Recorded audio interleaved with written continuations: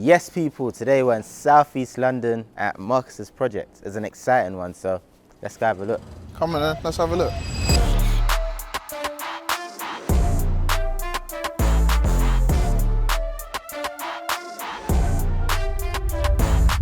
Marcus, thank you for having us. Thank you for coming down. Now, let the people know who Marcus is and a bit about Mr. Agger. He's looking suave, so let the people know. Yeah, so a bit about me is I'm originally from West London. I run a chauffeuring company, hence the attire. Usually I'm in a suit, but thought we'd kind of dress it down a little bit.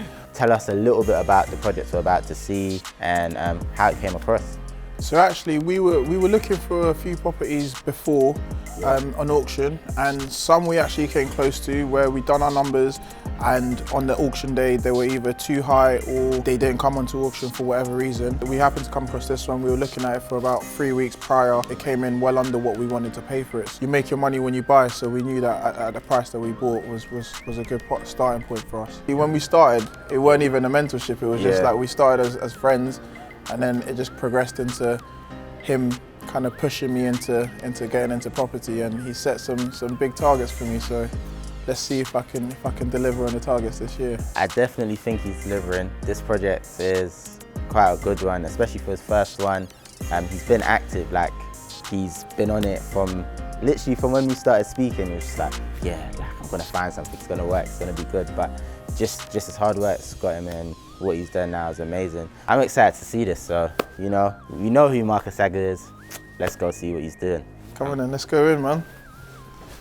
We're inside. Let the people know what this room is. This was the living room, but we've converted it now into a kitchen, open diners. I really like how it's turned out, and especially before we had the chimney breast here that is no longer here as well. It's allowed us to have pretty much a bigger space all around. In terms of sizes, what were you looking at? Going into this project, we were actually fortunate in finding that this was a 22 square meter room. Okay. So that meant that we'd be able to put in a kitchen in here and still have ample amount of space for the rest of the living room. Space-wise, this is brilliant. Let's see what else you have in here. This is actually what was the kitchen, which now is the second bedroom.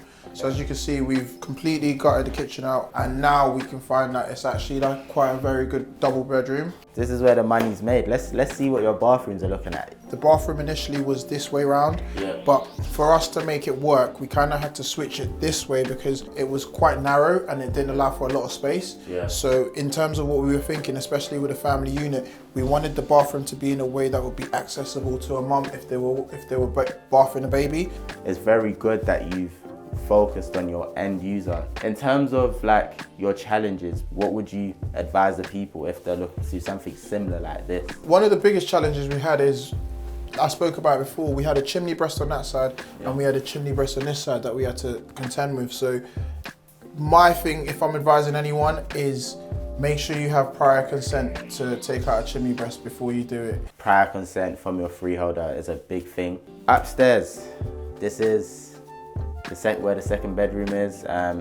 Let's go have a look at that. I'm excited to see that because that's where the second bathroom's going, and you've added extra features in a loft room. So yeah, let's go have a look.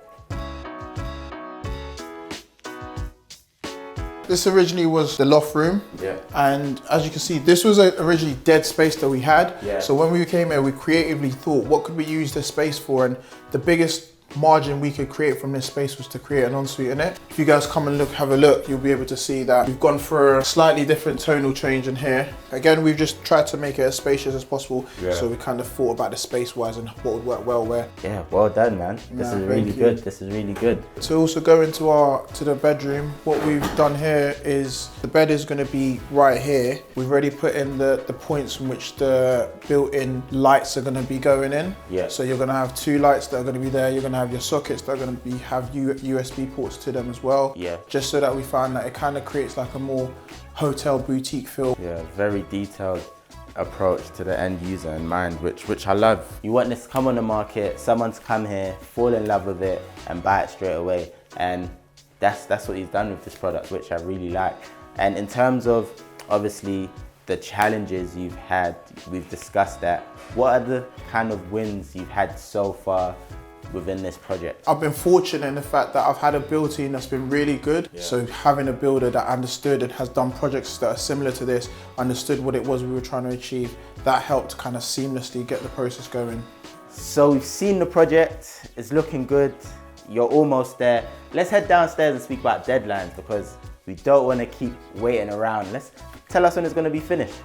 From now, as from what you guys have seen, we're probably going to aim to finish this in about 2 to 3 weeks max. We're going to be back in 2 to 3 weeks to see what has been done. Marcus, thank you for having us. This is an amazing project. Guys, remember, all information for the Conversion Collective is down below, and make sure you guys stay tuned. I'm going to see you soon.